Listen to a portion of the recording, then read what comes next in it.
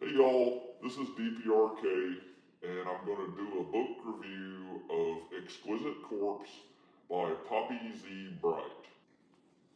Why is it a mistake to get lost in the gore?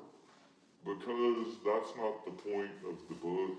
The point of the book is how during the 80s and the 90s, homosexual men were marginalized by society and the government, and they were basically thrown away and left to die during the AIDS epidemic.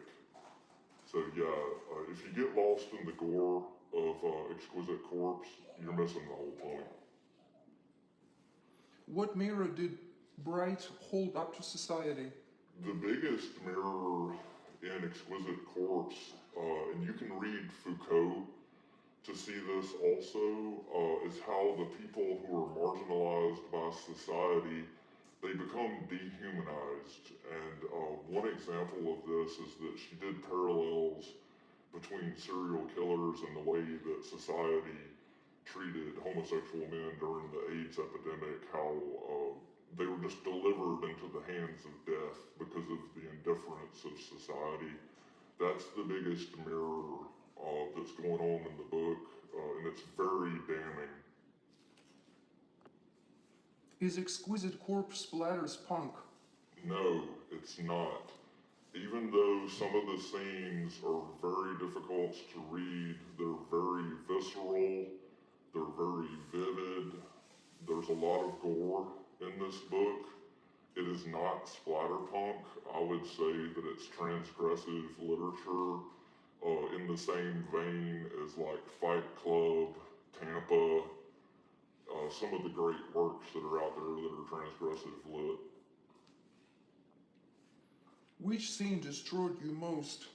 The scene that destroyed me most, and I don't want to spoil the book, but there's a suicide scene in the book that is just heartbreaking.